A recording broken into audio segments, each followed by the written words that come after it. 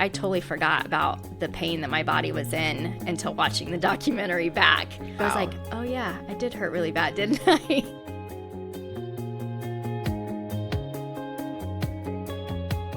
Welcome to Finish Lines and Milestones, a podcast for everyday runners. I'm your host, Allie Bretnacher, and if you run, you're a runner, and every runner has a story.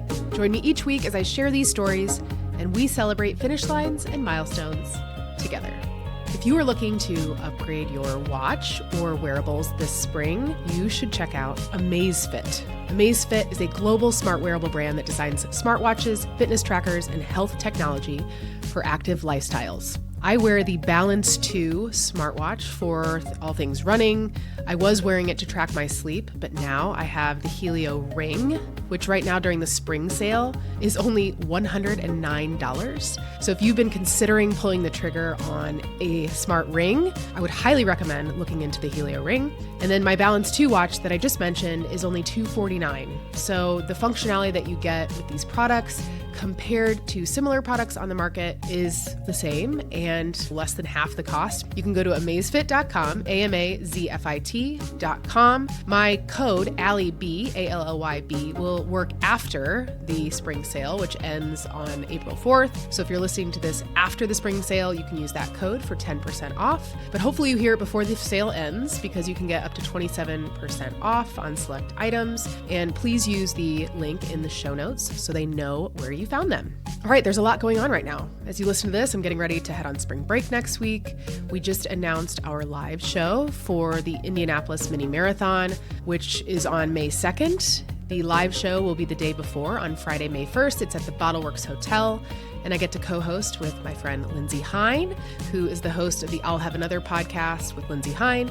She's been in the podcasting world for a decade, and I'm now part of her podcast network, Sandy Boy Productions. So if you're local to Indy or you're coming in town for the race, please check that out. Tickets are in the show notes, and we will sell out. We sold out our last two events that we've hosted at Bottleworks Hotel, so get them while you can. And now that you're listening to this on Friday, I'm happy to announce that Emma Grace Hurley is going to be one of our speakers. She just broke Dina Castor's record in the 8K at the Shamrock Shuffle in Chicago. She is local to Indianapolis, and we're so lucky to have her. So I can't wait for you to hear from Emma Grace. And now for this week's episode with Tammy Mirante. She is one of the first 4 women to run 100 miles at a backyard ultra in the state of Indiana. If you don't know what a backyard ultra is, we will talk about that in this episode. And we talked about her pet skunks. She has not just one, but 2 pet skunks. We talk about that. She was chasing Boston. She's BQ'd a couple of times, but ultimately she decided not to run Boston. So we'll talk about why that is. And I think it's an important message for everybody. We chat about her obsession with the brand Chicken Legs. If you don't know, you'll have to look them up after this. And her upcoming big goals that she is setting. So I know you're going to be super inspired by Tammy. Enjoy. Hey, Tammy. Hello. How are you? Good. Liar. A little nervous. We're way nervous. Yeah. Oh my gosh. It's so crazy. I just told you before we hit record, I used to get so nervous when I was on podcasts for work a long, long time ago. And I would literally take Benadryl so I wouldn't break out in hives. And you know what? I actually will still take Benadryl before I speak in person. Oh gosh. Because I hate it so much. If it doesn't make you sleepy? It does, but it won't for a while. Oh, so if yeah. I take it like right before, it's terrible. You'd think at this point I wouldn't care, but I don't like speaking in front of people. I like being in a room with one person with a microphone and pretending like no one else is listening. I like the microphone. It's okay. Just pretend like it's not right up in your face. So it's so nice to meet you. I think we've met like a handshake in passing, but it's good to sit down with you. I'm so excited. Yeah. And I told you the first thing I wanted to talk to you about was your skunks. Yes. So tell me all about the skunks. They will be 2 in May-ish, June. We got them in June, but they're rescues from a fur farm. How we still have fur farms in this day and age, I don't know. What does a fur farm mean? Like they are using them for their fur? Mm-hmm. That's really sad. It is very sad, yes. So how did they get rescued? There's an Indiana skunk rescue that is here, obviously in Indiana. Wow. And she goes and rescues like 20 each year. And so... Well, how does she get the fur farm to give them over? She has to buy them. Oh, you so, do? I mean, whether we're giving the money, and that's like a double-edged sword. Like, you're giving money so that they're still in business, but we're giving money, though, to save them. So I I don't go know. in and kidnap all the skunks. Yeah, I know. That's what I let picture. Them all go. Let them all go. Like a recon mission to let Yeah. them all go. What is skunk fur used for? Like coats and stuff? Just like, I don't even know. Why would you have why would you want that? I don't know. People are weird. Yeah, it's weird. It's so crazy that you have 2 pet skunks. Yeah. Remind me of what their names are. Kipper and Remy. Ugh, and they're almost 2. Yeah, we were just going to do one, and then it was A package deal. Yeah, it was like, well, this one. Well, so I picked Kipper out first. He was just asleep on the bottom, and I had him in my arms. And then there was this other one that was Remy. He was running around crazy, and my husband's like, "You sure you don't want that one?" And I was like, "Well, I can't put this one back. Like, I would feel terrible. Like, if I just like, oh no, I don't want you, and put you back." And I was like, "No, it's fine. You know, like, he's fine. He's sleeping. But look at that one. Like, that one's crazy." And I was like, well, we got 2 dogs, and then we got the other 2 chihuahuas together. We can get 2 skunks. It's like Noah's Ark. So, yeah. So we have 2. And they flip-flop personalities. They're not the same as what we picked out. Oh, that's funny. Yeah, so the sleepy one is the crazy one? Yes. Yeah. That's crazy. Yeah. Do people ever come over and not know that you have them before they arrive? No. And so with that, if I really trust you, that's who gets to see them or touch them. Because even though they would never be out anywhere that they could get rabies, but they obviously as a species can get rabies. So if someone were to be like, oh, that skunk at that house bit me, and they turn it in, then DNR has to come and take the skunk. The only way you can test for rabies is decapitation. So wow. Yeah. Okay. So then their life is over. Jeez. So yeah. So kids as friends can't. I just don't. Sorry, I don't trust that. Yeah, like their life is more important to me than somebody saying, "Oh, I've never touched a skunk before." Right? Can I just pet it? And then you don't know if they're going to be like, "Oh, yeah." Who knows? You never know. Yeah. People. And they're still wild animals. I mean, sometimes I get nervous around Kipper if he's in a crazy stage. I'm just like, don't bite me.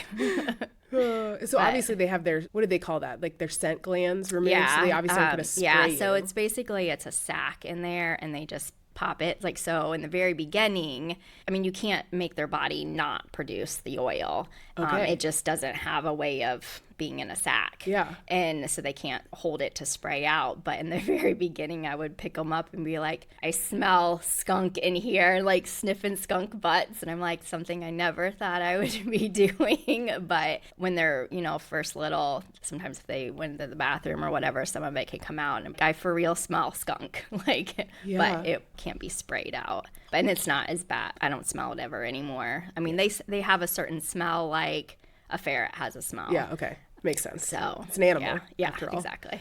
So wait, did you already say how you found out about the opportunity to? Was it like on the internet or somebody you know? So I think I've taken animal, like she's an animal rehabber. Okay. But she mostly does the skunks. And so she'll do like, ones that come in injured or whatnot and other animals. So I already knew about her. And then just through that, okay. So we want to go really far back. I'm just so interested in this. So always been crazy animal person. My dad is, my grandpa was. I don't even know why I've always been told this, but if you see like an opossum hit on the road, you're supposed to stop and check because they have a pouch that has little babies in. And so how many times have you done that, Tammy? A lot.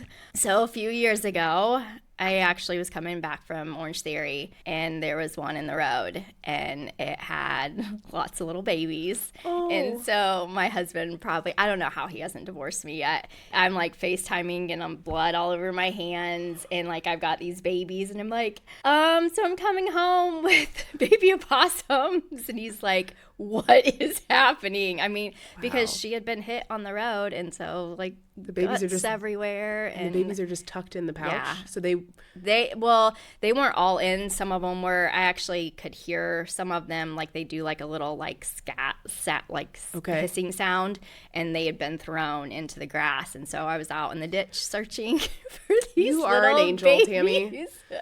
Oh my gosh. So I brought those home and then ended up sending those off to another lady that knew how to take care of them. And when she got bigger, because there was like 4 or 5 that survived, when they got bigger, we ended up housing one. So one of our dogs, when they go outside, go potty, they just go. We're on 5 acres. They don't have a leash or anything like that. We just open the door and they run in the house. Mm-hmm. Well, one got sprayed by a skunk, and I mean, they were always allowed on our furniture, and you don't know it until they ran in and got on the furniture, and it was like, what is this smell? And it's an oil, so it's like in the air, it's everywhere. Yeah.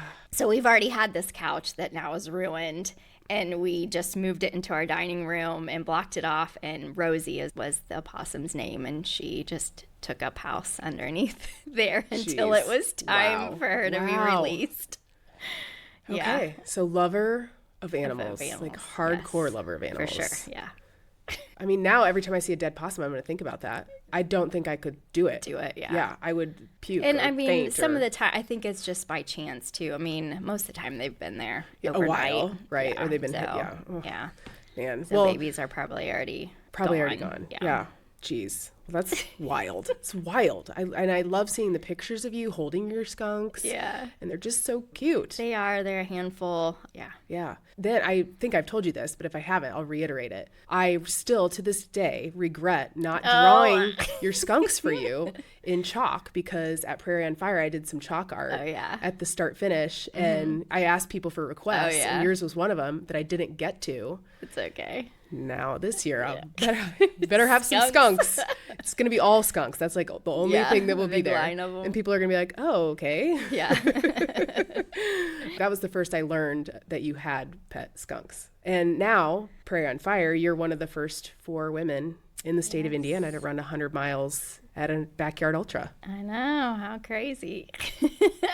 Yeah. I didn't even know it was. And maybe it's just because I did it, like, and you look at yourself doing it. I didn't know that TJ was like, this is a big deal. This is first time in Indiana, and da-da-da. It's just like, what? Like, okay, I'm just going to go run. Just going to go run. Yeah. And to us, like, lowly marathoners, it's like, okay, 100 miles is hard to comprehend. And I witnessed a little bit of the race, but that obviously goes well into the night. Yeah. And to the next, was it next morning? Next morning, Yeah. So how in the heck did you get into running 100 miles? I have Boston to thank for that, actually. So I BQ'd. Well, I took all my time trying to BQ. I did like 5 marathons in like 16 months. Wow. Trying. Okay, which ones? Yeah. Oh, gosh. Glass City was the first, and then there was Where's that? In Ohio. Yes, it's like right after the Carmel Marathon. Yeah. Okay. And Glass then City. I think I did, I don't think I've done Carmel. I don't know, Bayshore was in there. Okay. And then the BQ at the Last Chance. Okay, BQ, Last Chance BQ. Which is where I end up doing it, but then you get that buffer. Oh, no. Yep. And I think it was the first time it was 2 minutes. Okay. I mean, it wasn't, or maybe like 1:30. I don't know what it was. Whatever it was not crazy. Like, like you're really far off. Like, yeah. And then it was kind of like, you got your hopes up for that, but then it's like, really, was that my goal? Was that my dream? Or was it just because you joined a run club and that was everybody's thing? I think about that a lot. Yeah, because like it was never, I mean, I've never, Boston, I want to go to Boston. Like, I want to run that. It's never been on my list. And then everybody else talks about it. And you're like, oh, well, yeah, that would be fun, maybe. Which I don't even know why, because I'm such a baby about hills. Why do I want to run that? Why? I don't even know. Yeah. So then you get it, and then you're like, oh, this is so exciting. This is so exciting. It's such a big deal. Then you get that buffer. And then it was like a heartbreak. And I was like, well, maybe it is my goal, because that was such a letdown. Yeah. Do you remember how many seconds you were off? No, I mean, it wasn't more than 2 minutes, I don't think. Yeah. I don't think so. It wasn't like super close, but it wasn't so far off that I'm like, oh, well, that's definitely not going to happen type of thing. Right. And then I think I must have made it again, because I've qualified twice.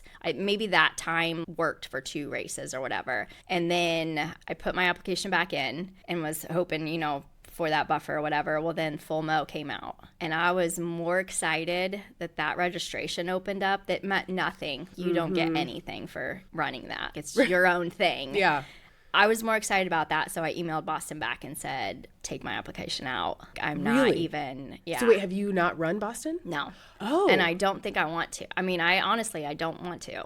Like, okay. I've Good moved for on. you. Then it was more of like, you know what? I don't know that Boston was my thing. Like, I was more excited that this 50K was opening up than anything. And so, I asked them to take it out, and then I was like, I'll just run longer. I think that's my thing, is I'll just run longer. Just run longer. Yep. Gosh. Okay. So thank you, Boston, for letting me down. Well, I just love the topic of, is it your goal, or is it like what you think you should be doing? Right. Because I think about that a lot in a lot of different things, even outside of running. It's like, am I just doing this job? Like when I used to work a traditional quote unquote job, it's like, am I just doing this because society expects me to be doing this? Right. And the answer was, yeah. Yeah. So thanks COVID for changing that for me. But then I also think about that with Boston, because I've said that I want to qualify, that I want to run Boston. But man, it is a lot of work, and it's just getting harder and harder. And for me, I'm just chasing my own best. I think I had more stomach issues trying to qualify than I have with anything else. Where you're just putting so much pressure. So much pressure, yes. Yes. Yeah. Right. And the whole point of running is to enjoy it. Enjoy it, yeah. And so when you put that, I totally agree. And so anybody listening who maybe has had that goal or is thinking about having that goal, I do think it's important to check and see if it's really make yours. sure that it's something you want, and not just what you think you should be doing as a runner, because you don't have to do that. Right. Yeah. My dad's gone a few times. And so that kind of gave me the itch a little bit. And I'm bummed that I won't have the opportunity to run with him, because he said his last marathon was last year. He's like, this is it, I swear. Last one. And I really believe him for that one. So, but. Yeah, I mean, it would definitely be a cool experience, but for the experience only. Right. I don't think it would be something that I'm trying to race. Yeah. I don't know how, people are nuts. Yeah. So many fast people, but, and charity runners too. But the Full Mo, for people who don't know, is on our paved rail trail. Have you done that every year since it? No, I've only done it once. Okay. And you did it the first year? Yep. Okay. Yeah. Yeah. I signed up for it. It's fun. Yeah. I mean, it's one of those where it's like you get to your marathon mark, and then it's like PR miles after that, because, it's wild to think about. I don't know how I feel about it, but it's been something that I turned 40 this year. It's been something that I've kind of toyed with. Should I run an ultramarathon before I hit that milestone? So hopefully I will. And then you'll get the bug, and then I know, just keep it's going. like, I don't know about that, because I'm so curious about the backyard ultra format too. Yeah. So tell people, I mean, a lot of people listening will be familiar, but for people who may not have heard of what a backyard ultra is, explain the format of that race. So you run 4.167 miles. It's the course in 1 hour. Super fast, super slow, but you have to be done in an hour.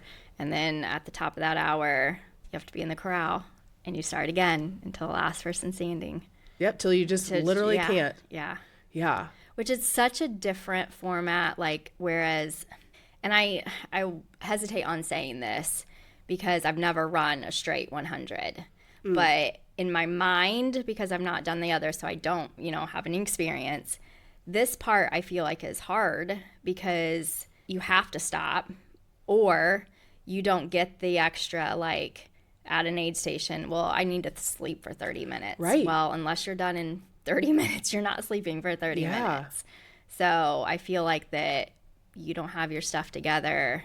Sorry, either you're out or you figure it out. Yeah.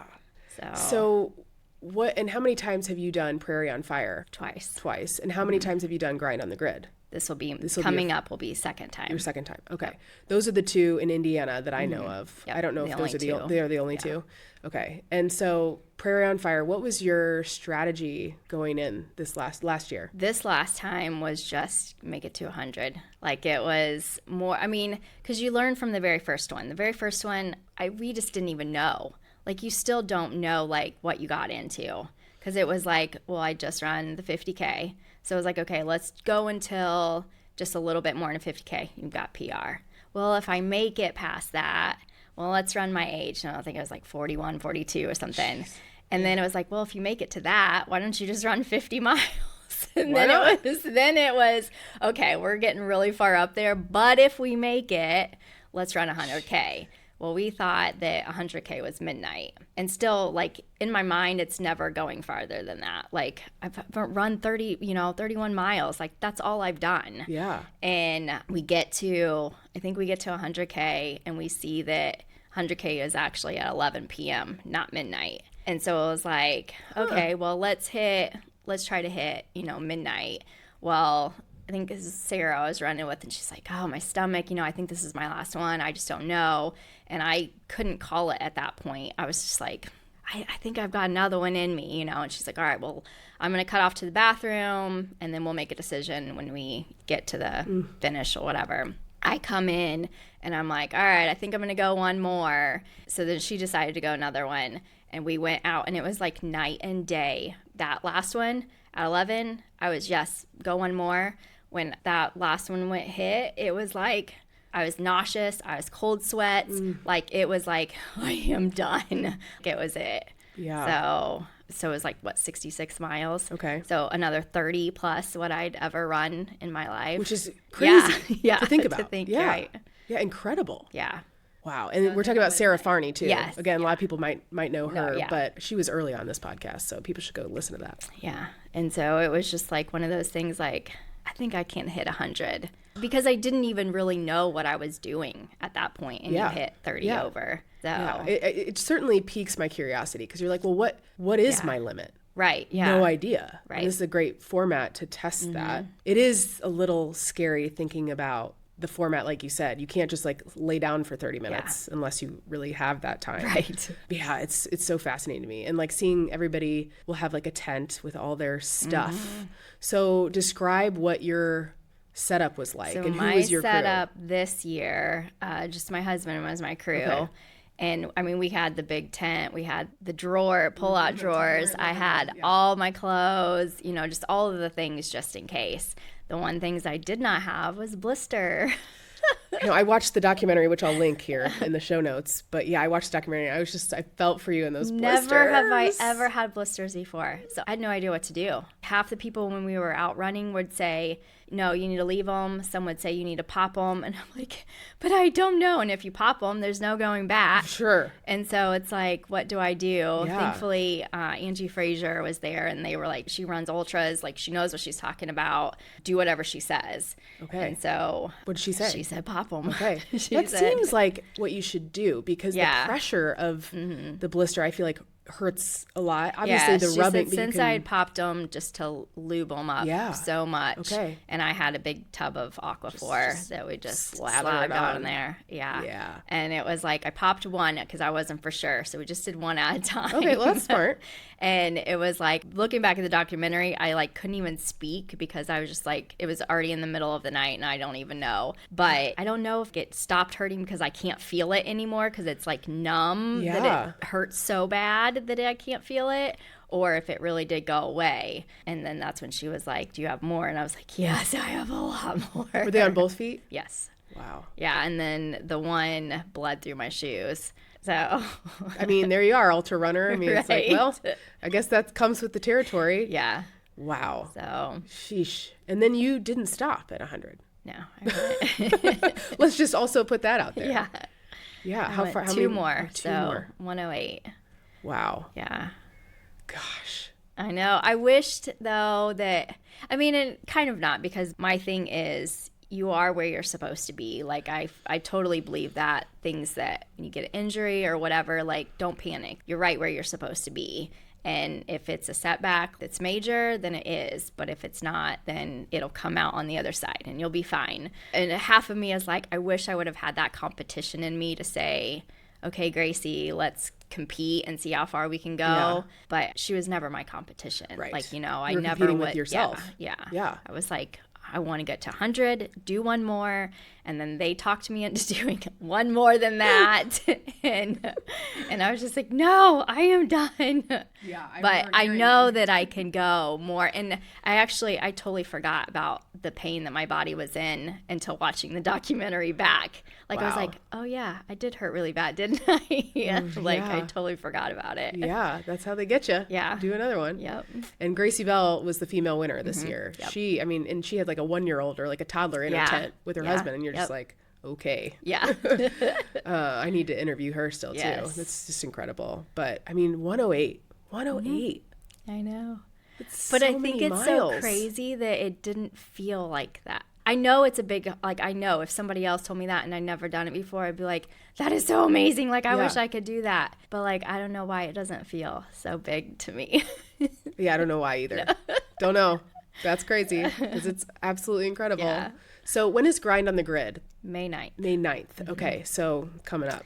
Yeah. So do you have a goal? Is that how you... Well, I threw out, I know you're not supposed to throw out the whole mileage thing, but I knew that when I got to 100 and then one more, that my mind was kind of like, well, I hit what I wanted to hit. I'm done. So I threw 200 out just because it's so far ahead that it's like, well, if I throw 125 out and I get there and I'm still fine, how far can I really push past my mind that says, well, you got to your goal. There's always there's now Prairie that you can try for 150 or something. Yeah. So I just threw 200 out. That way it's going to take me a hot minute to get there. And if we get there, then we'll really see if that's a limit. Or, I mean, and if 150 or 125 is or something, or maybe even just 112 is my limit, then, I'll figure it out. But it won't be me stopping too early because of, I hit the mileage. Right. So. Yeah, that makes sense. Yeah, so that's the advice, is not to set a mileage goal, really? I think that, Jeff and all of them, I think they say just go until you can't anymore. But I have to have something to look forward to. Right. I got to have a little bit to be like, okay, well, I got to get to this. Yes. Yeah. So. Wow. And so 200 miles would be you run for 48 hours. Yeah. Okay. Yeah. I think in the format, it seems so different because, you don't know the time. I keep my watch going and I pause it so you don't really see the time of day. Right. And so it's kind of like, wait, we're at 20, and you do go slower. So you want to feel like you haven't ran. Yeah. For the longest part, because obviously even towards the end, 4 miles gets super hard. So yeah. And you just lose track of time because it's like, wait, what time is it? Where am I? Yeah. I don't know. What is one of your favorite things to eat? Pancakes. Freshly made? Do you have a griddle? You know what? Actually, so now I just pop them in the microwave. They're just pre-made. All right. Do you do Kodiak cakes or other? No, it's just a regular. I don't even know. Just a regular pancake. Just a regular pancake. I eat 3 pancakes in the morning with my pre-workout. Perfect. Every I love morning. Pancakes. But Steven actually put them in a toaster. Yep. And I was like, oh, these are crunchy. I think I like these. Yeah, a little crisp on the outside. Yeah, so it was good. With syrup or plain? No, just plain. Okay. Yeah. Syrup would be, those extra carbs. I like using syrup for my fuel, so. I had to figure out fuel is going to be different. I think I need to focus on calories instead of carbs. Okay. So it's interesting. Yeah. Right. That's uncharted territory too. Yeah. You're just like, okay. Yeah. Well, I think reason why my body hurt so bad, I hadn't ate for 7 hours. I stopped being able to eat anything in the middle of the night. And then, my race didn't stop until 9, 10 in the morning. And I think that was my body just kind of breaking down, doing its thing. We can't go anymore because we have no fuel.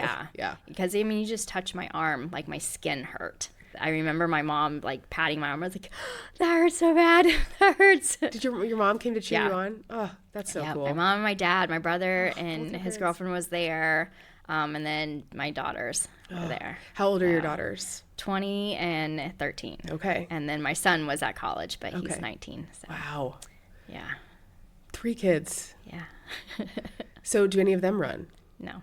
Okay. Cadence, my oldest, she did. Yeah. What a good name. She did track.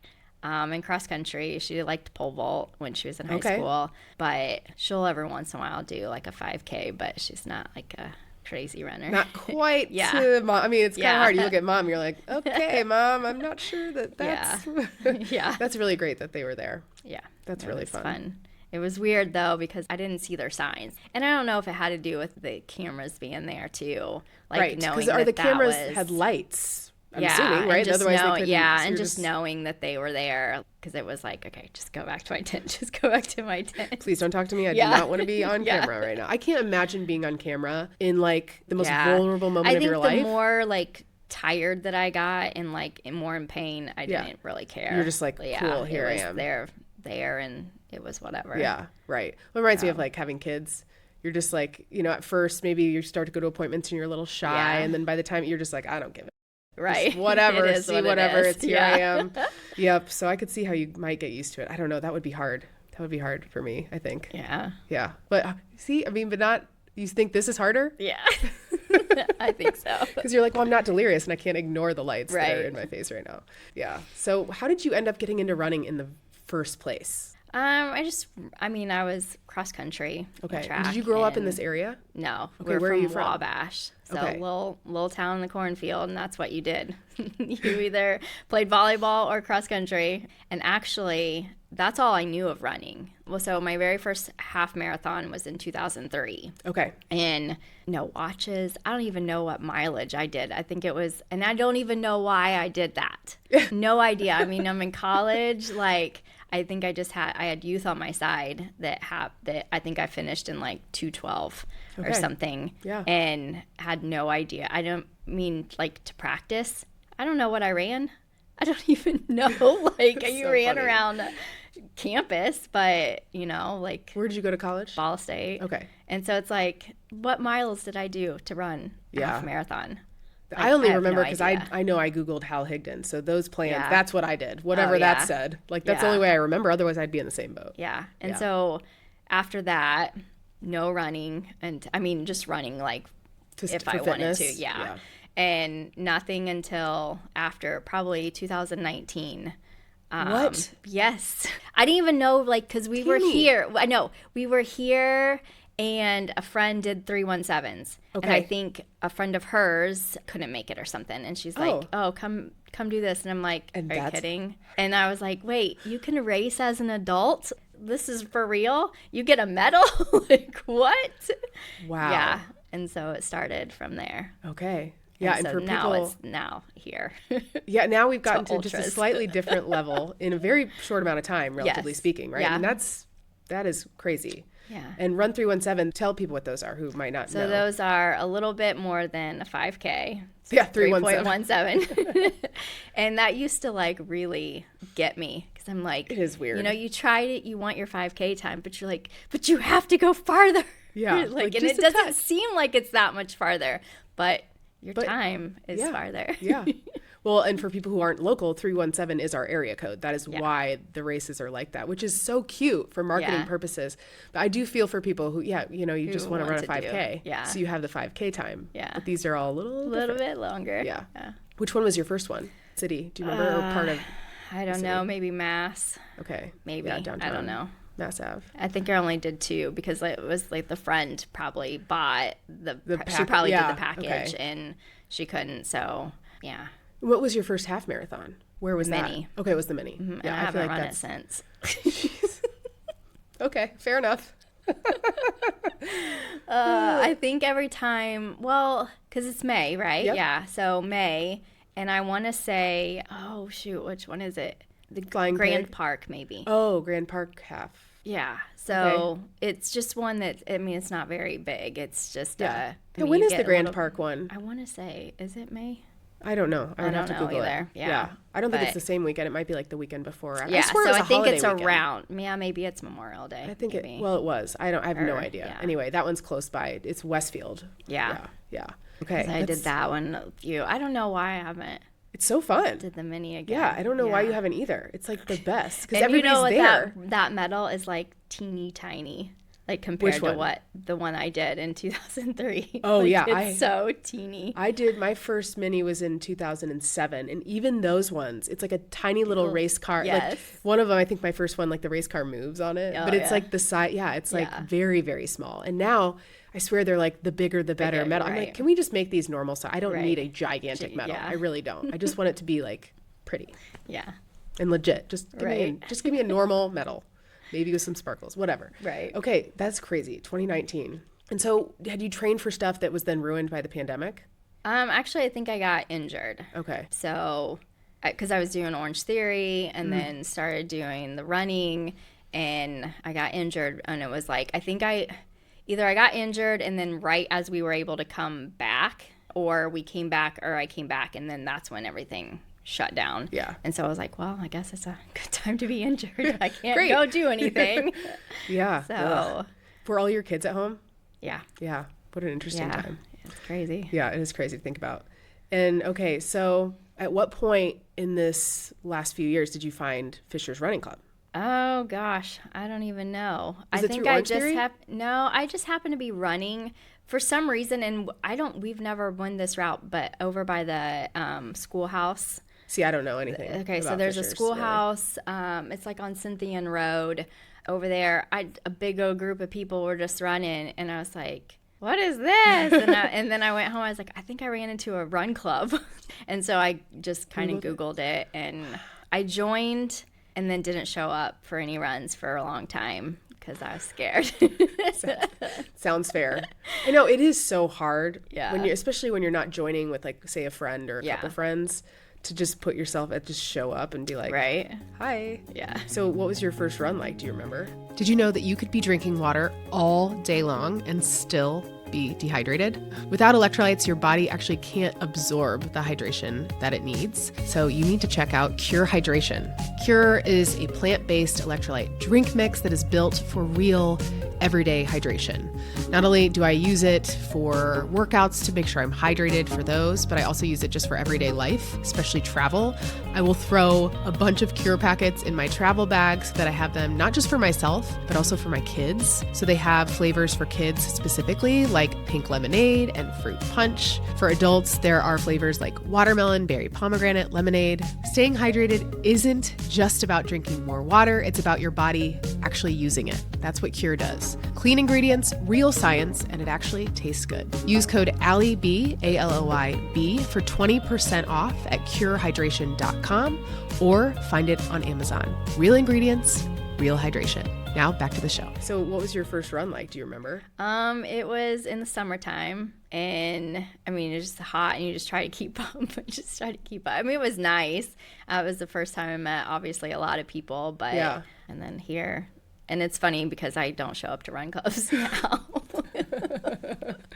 So do you run then most of your miles solo? Yeah. Yeah. And that started actually for Grind last year. Okay. Because knowing it wasn't going to be as big as Prairie, I didn't know anybody running it at that point. But I was like, oh, I'm going to be by myself the whole time. Get used to it. Yeah. Yeah. And it was kind of like one of those things, well, who's going to pull you out of the dark spot? Like, you're not going to have a friend to run with. Mm-hmm. And so that's why I did a lot by myself. Yeah. Well, in Prairie this last year when you ran 100 miles, did you run every yard with No, it was with someone, yes, but like with Sarah and Angela, Michelle and Carly, we kind of like, some I would go faster, or I would need to slow down, or I'd be like, you guys are like, because I had my walk where my walks were, and sometimes they would take them early or later, and I was like, you guys are messing me up. Yeah. Like, and it's getting in my head that, it's not on my designated, but then it's like you adapt to other people's plans too, like on the night course, that it was like, okay, let's see what this person's doing just to change it up a little bit. And then it was weird because then it's like they're doing like so many run minutes versus walk minutes, and then you're like, well, what's the time? Are we going to make it back in time? It's just like, if you stick to your plan, right, then it's better. Yeah, but that's fair. Yeah. It seems like either you need your own plan or just to follow blindly someone else, which seems like it could be difficult too, because you know yourself. Right. Yeah. And so you mentioned the marathons that you did trying to BQ and getting a BQ. Mm-hmm. Have you done any other marathons outside of those that you did, or since that point, have you only done ultras? Mm-mm. Yeah. Yep. See, this is where, and people have heard me say this a million times, but I'm like, I'm such a road racer, like, you know, marathon, half marathon's really my favorite half marathon, but it feels like a whole different world. Yeah. A whole different sport. Like it is. Yeah. But people really like it. Mm-hmm. Well, and then you move from road to trail. Yeah. Because that's what almost every ultra is on the trails. Mm-hmm. And I remember running Prairie first. And that was I had done Eagle Creek a few times. Okay. But on that trail, and it's not really a trail. I mean, it is trail, but it's not like Eagle Creek Trail. Okay. It's not jumping over trees type of things. So it's I call it a baby trail. That's fair. And I remember I cannot wait to get to the night course. I cannot wait because I hated that trail. I hated it because I ran road. That's all I did. Yeah. And it was like, this is killing my ankles. And that was a big thing. It really did hurt my ankles. But then it's like, then we got to grind. And almost all of it was road, and there's a small portion was grass. Okay. And I was like, well, this is my thing. Road, that's my favorite part, you know? Yeah. And the grass part killed my ankles again. And that's what ended up making me stop. But then I'm like, okay, Prairie's trail is not going to get me this year. Like, I'm out there every single day. I'm going to run it.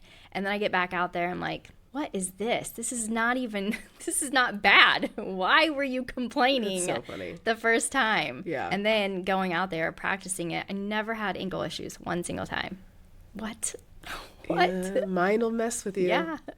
Yeah. It's like, that's what I went out there to make sure that I didn't, but not even practicing. You're like, wait a minute. I never even had an issue. Okay. So are there weird. any hills to speak of on the loop? A couple, but it's not, 10-second walk up it probably. Yeah. That's not bad. Well, in the night course, for people who don't know, it's on just a sidewalk, right? Mm-hmm. Like out and back, just for safety purposes. Yeah. And I think that the park part closes. Like, I think they have a time frame on that, because I may have went out there a few times at like 4:30 a.m. and like, please don't kick me out. Please don't kick me out. Yeah. But I think it's like 5 a.m. to, I don't even know what the end time is. But well, yeah, you're like, who's going to be out here policing this? Like, really? I've gotten kicked off my kids' school track a couple times. Oh, nice. Because they're like, don't go during school hours. I'm like, that's like the only time I want to go, actually. Yeah. And there's nobody out here. The kids aren't even outside. Right. Why do you care if a mom is going to run a few laps? But they care. Yeah. So, haven't done that again. So, geez. So, also, I want to talk to you about, I find it so funny, your obsession, I'm going to call it obsession, with chicken legs, the brand. Yes. How many do you own? 21. Wow. 21 pairs. Yes. Okay. For people who don't know what they are, give us the high level. It's just a fun brand of shorts. Fun patterns. They're kind of flowy, but the inside, the underwear underneath of them are good coverage. So Crystal in our run club, she had this idea one year, let's all get the peanut butter and jelly ones. And I like look at the website, I'm like, those are so short. I cannot run in those. Sorry, like I just can't. And so, but we're all going to get them. We're going to take a picture. Like, let's get them for this whatever run we were doing. Oh my gosh. So, order them. And then I was like, oh, I kind of actually like these. These are fun. And they don't ride up. I've worn them to Orange Theory before. And, like, I feel like they're good coverage. Like, they're fine. Yeah. And then it was just like, oh, well, look at this print. Look at this print. And that's all I run 21 pairs. Yeah. Have you gotten rid of any pairs? Mm-mm. Okay. What is your, you can't pick a favorite because there's like a million. Yeah. Just rattle off a few examples of patterns. I have some porta potty ones. Yeah, those are good. So Valentine's Day, there's some heart ones. Christmas, I don't know, donuts? Gingerbread ones. Yeah, I got donuts. donut ones. I think I have 2 pairs. I have like a tie-dye looking pair, and then I have the donut pair. Yeah. That's it.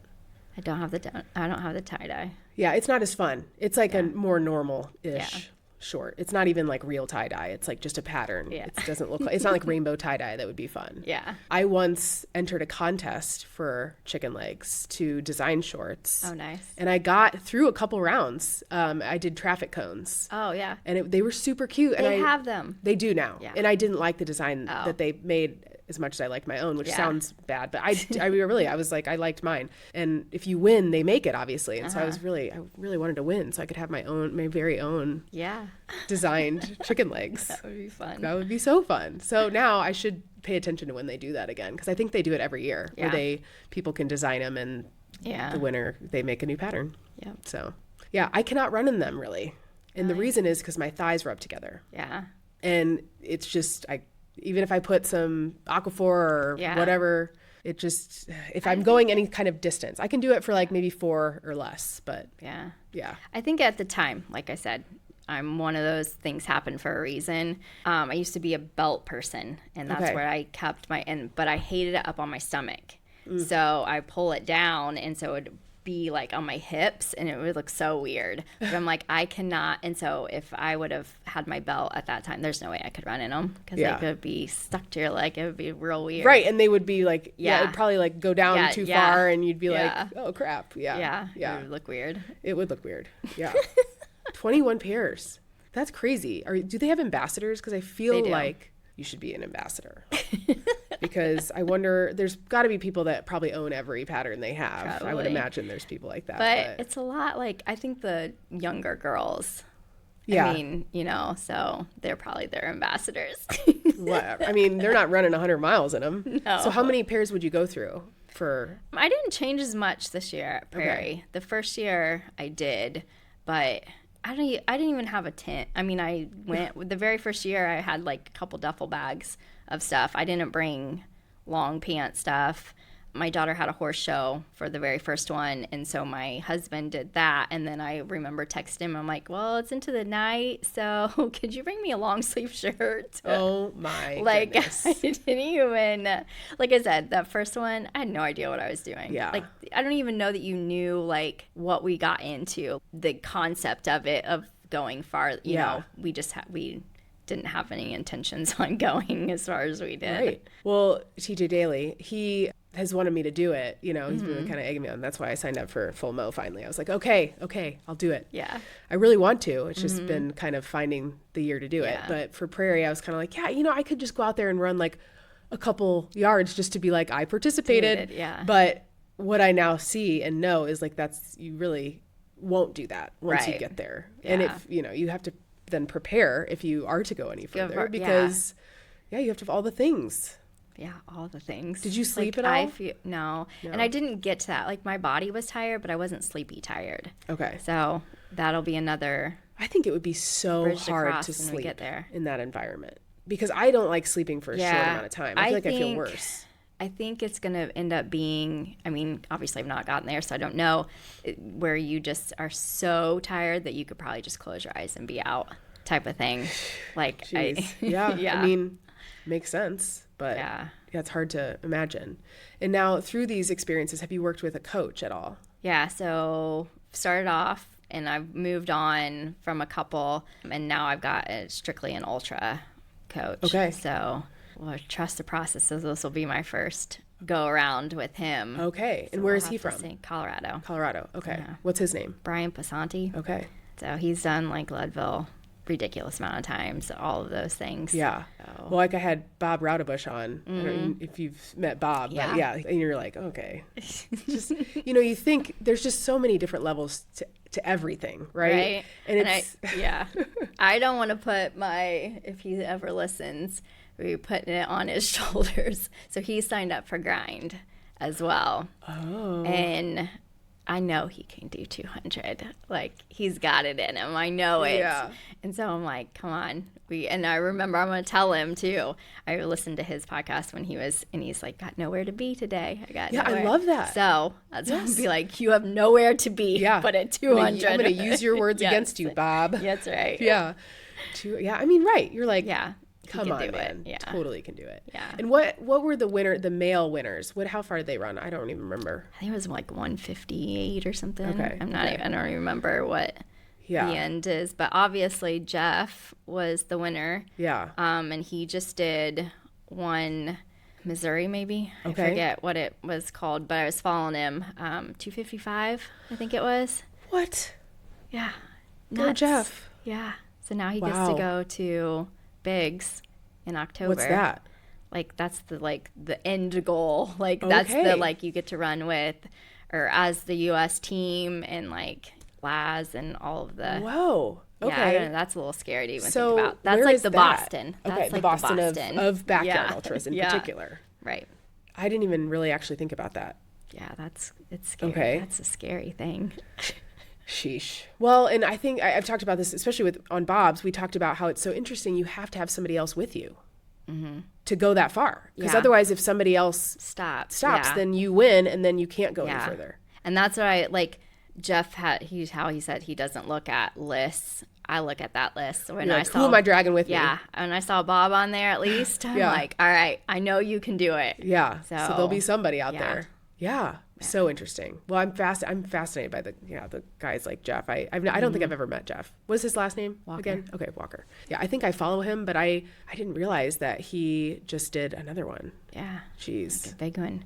So I don't know if he's not on the grind list, but I don't know if he'll sign up or you just don't know what someone's thing. I mean, he just did that, and obviously October would be his main goal. But yeah. Gosh, and I don't even know how, I tried to do 2 marathons in 1 year once and it didn't go well. So then thinking about trying to do two backyard ultras, like pushing your body way further than that. And especially one that went 250 miles.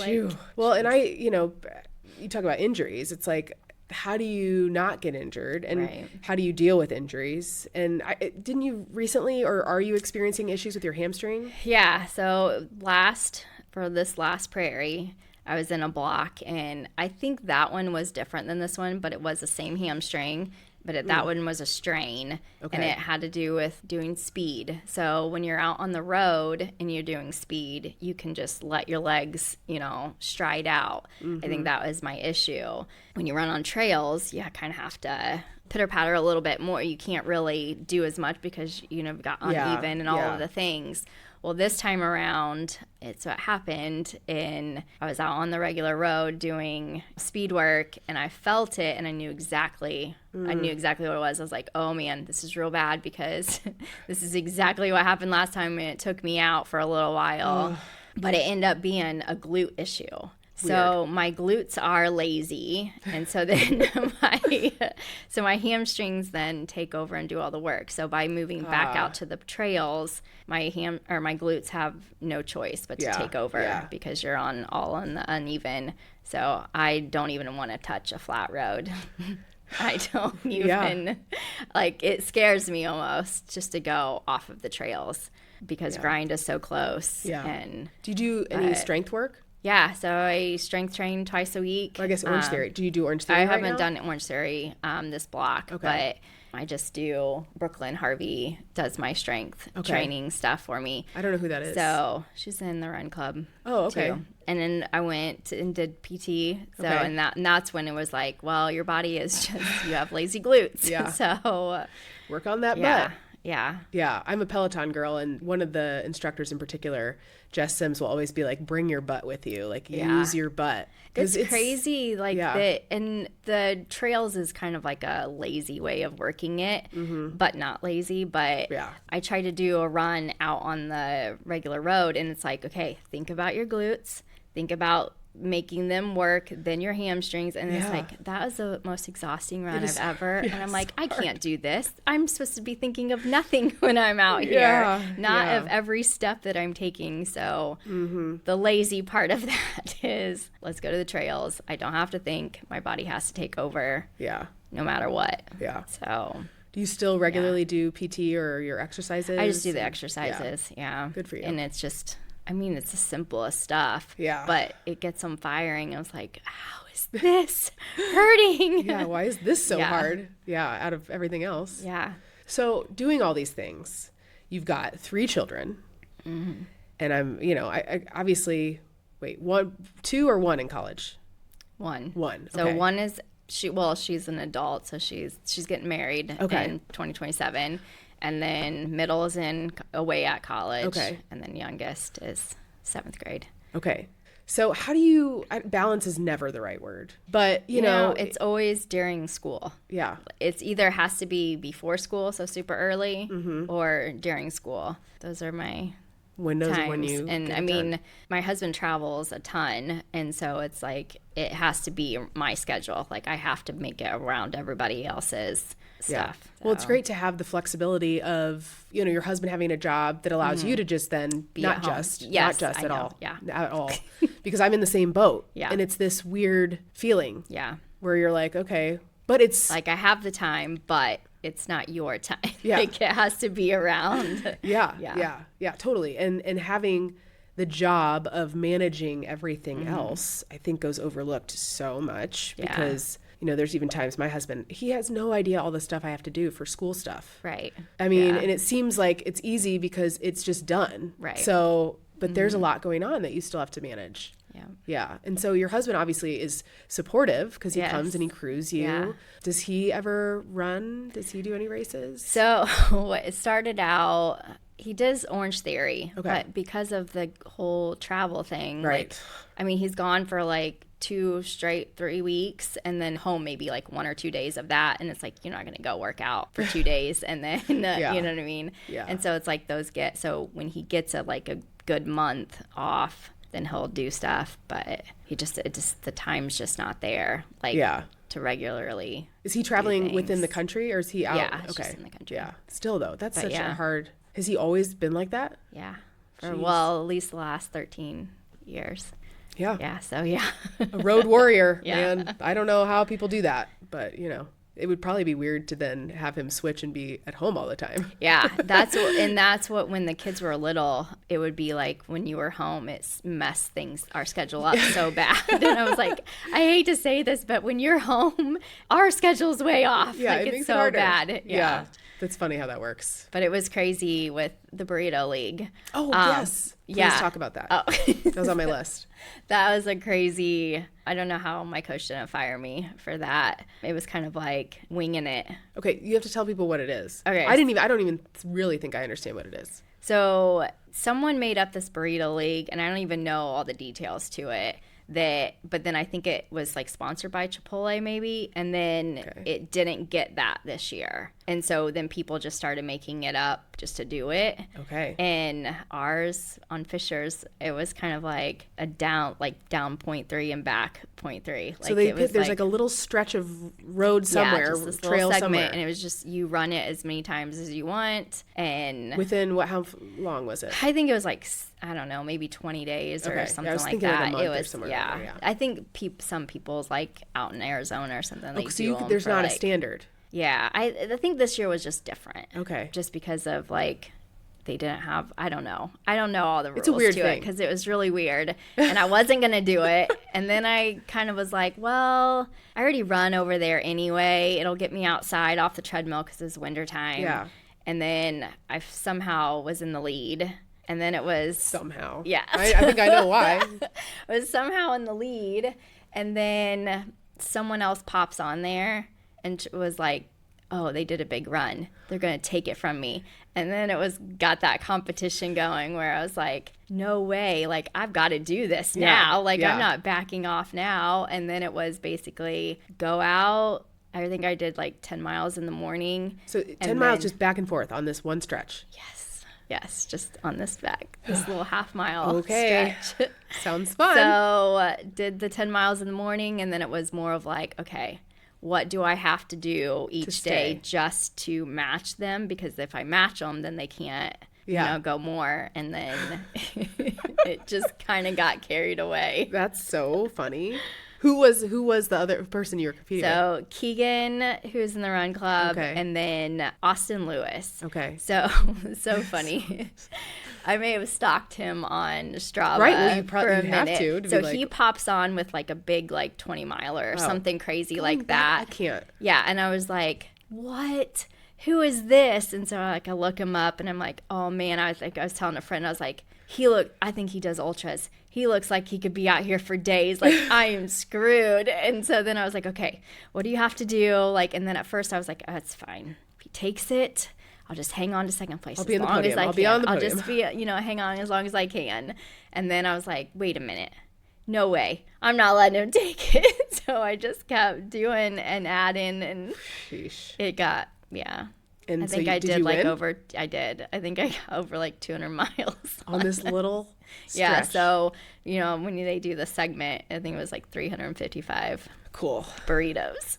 So, what people, these contests, man, so weird.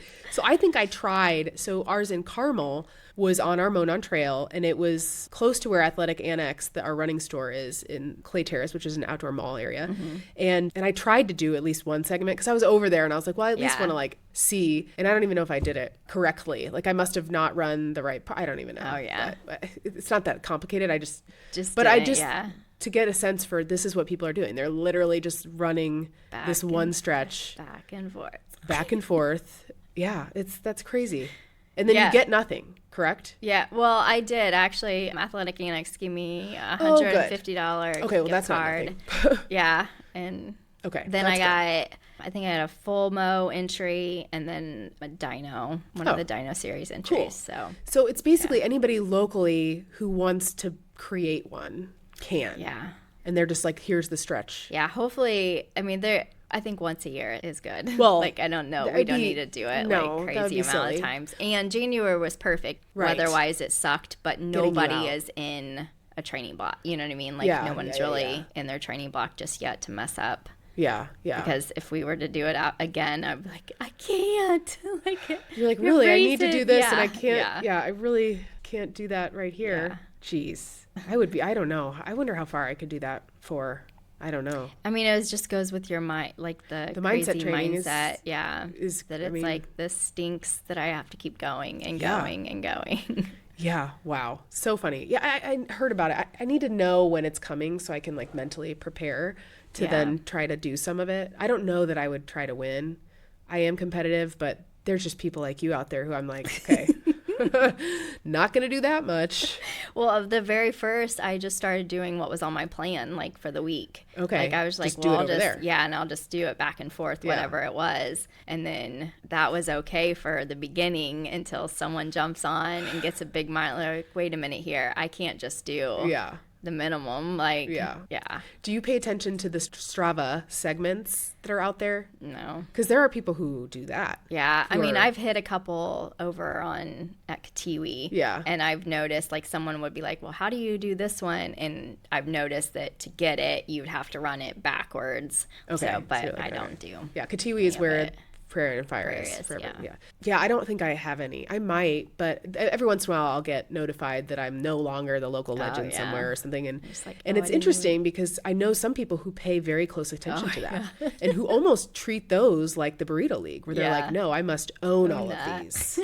Yeah. Anthony Bruns, who is friends with TJ, he lives out in Colorado. He was on this podcast somewhat recently. He owns, I don't know how many segments, but TJ was telling me that, like 400 some or something really nuts.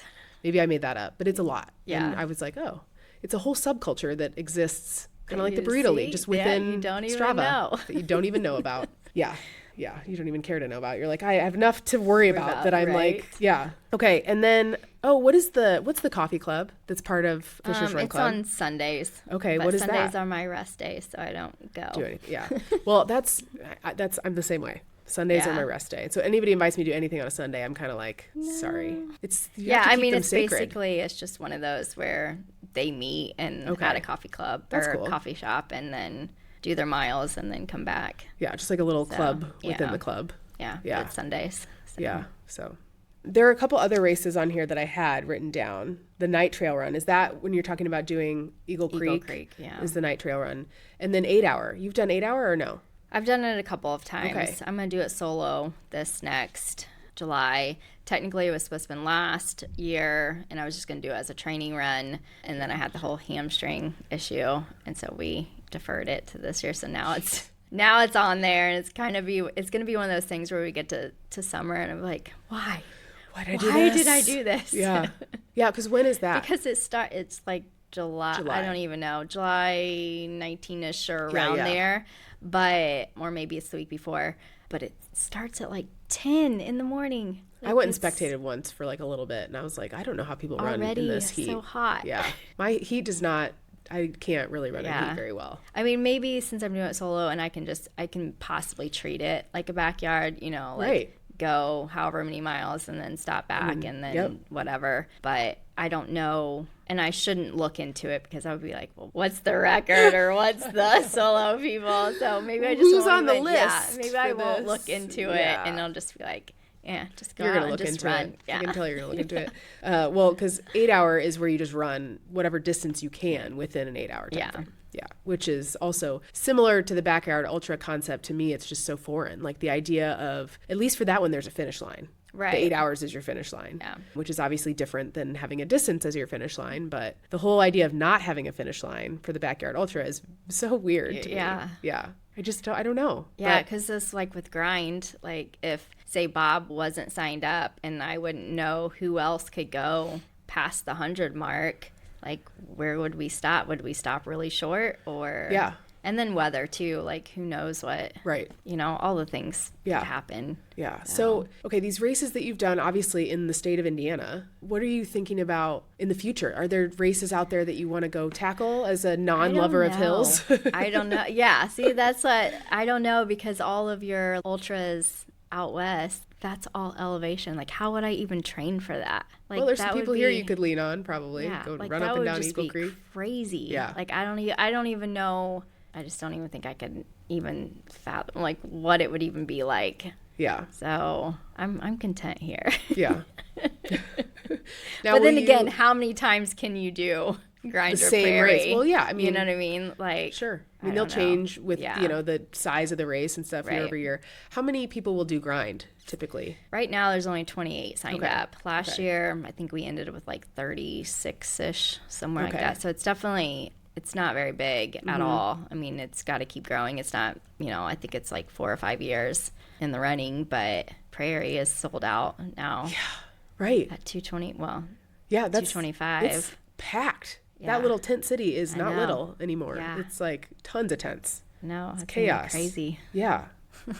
So stay in Indiana. Keep doing them. I mean, there's some straight 100s. I mean, I would probably try a straight 100 soonish. Yeah. I mean, absolutely. Try it at least once. It does feel like I think that was scary though, because it's like the backyard. I know I'm coming back to camp for my stuff. That's true. Yeah, you have your stuff. Straight 100, you're gonna rely on their aid stations and. Yeah. What do you carry? What if I need to change my clothes? Like all of the things. I need my things. Yeah. I need my things. That would be a hard adjustment. I don't know. I would definitely want to run my first one with somebody who's done it before. Yeah, that makes sense. That way it's like I don't even know. Yeah. Like, what if you got lost or something? Right. Well, fine. I feel like the ones I've heard of that are in our state, a lot of them are looped, right? So you could find one that's got, I don't know, the smallest loops, I guess, would be your jam. Yeah. Most people probably hate that, but right. I don't know. But it probably is nice in an ultra format to have the ability to get to your camp that many times. Yeah, and you don't have to carry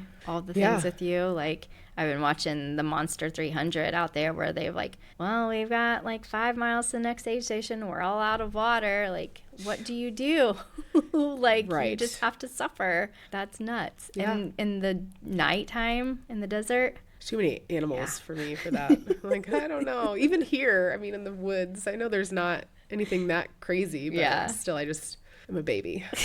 So, I mean, I think the only race I've done in the dark has been Vegas, because they do start that one in the evening and it's at night, but it's not like you're running in the middle of the forest in the nighttime. So, or out next to a cornfield or wherever Prairie goes next to. Yeah. Yeah. So, man. Well, I admire you so much in what you've accomplished. It's incredible, and especially in a shorter amount of time, right? I mean, a lot of people took up running during the pandemic and got into it, but I feel like the fact that you've gone from literally run 317 like 3.17 miles to then running 4.167 miles, how many yards was 26. it 26 times. You're like, okay, it's amazing. It is. It's absolutely amazing. So it's fun. How was this? It wasn't so bad, right? No. Okay, good. All right, I'm going to ask you the end of the podcast questions now. They're super easy. But the first one is, what is your favorite running mantra and or song? So songs, I just listen to everything. And it's more not even really like list. It's just something that's going. And actually the last backyards, I haven't turned any music on. Right. But for training, it's just there. I would say what I always think about is just be patient. And that's definitely with the backyard is, I mean, because you have to go slow enough. You cannot be like, oh, you feel really good right now. Well, be patient with it. Be patient because you want the long haul. And just like I said before, too, you are where you're supposed to be. With the whole injury thing happened, and then that wasn't even an issue when we got to Prairie this year. It didn't even matter. So, and I still made it. Yeah. Do I remember this? Did you write "Be patient" on yourself? I did. Yeah. That makes sense. Do not get too ahead of yourself. Do not go out. Well, I mean, that's the typical racing advice too, is don't go out too fast. Yeah. So similar, like, you just gotta take it slow. I feel like it would be so tempting to try to get more rest, but then it would just be so much harder on your body. And that's why, too, during training, it's hard to slow down that slow, because then you're sitting around waiting. And, like, when you're in training, it's kind of like, okay, this is taking forever. Come on, next hour. Whereas at, the race, it's like, wait, what? That went really fast. Yeah, I bet. So. And then we already know your next finish line. We'll be at Grind on the Grid on May 9th. Yes. And May 9th is? Mother's Day weekend. Okay, and is it Saturday or Sunday? Saturday. Okay, I should know this because I'm planning my 5-year-old's birthday party that day. So nice. That'll be my own special kind of marathon. There you go. Yeah. Okay. Grind on the Grid, and then Prairie. Are you signed up for the full mow? No. Okay. No, that's like only a couple weeks after Grind. Oh, so yeah, that's true. Hopefully, I'm not walking well. Yeah. Hopefully, you're still in so much pain because you ran 200 miles. That's right. All right. Well, thank you for doing this. You're welcome. I appreciate it. Thanks for having me. Of course. And thank you to everybody who's listened. And happy running. Yes. Yay. You survived. I did. If there is one thing that you can do for me after listening to this episode, it is go to the show notes or my website, athletebouquets.com, and sign up to receive my weekly email newsletter. It highlights the current episode of the week, also updates you on my personal running stuff and journey. I highlight products that I love, and I try to make them not suck. So go subscribe. And of course, you can share this episode. That is another great way for people to find the show. And as always, we'll be back again next Friday for the next episode. Bye.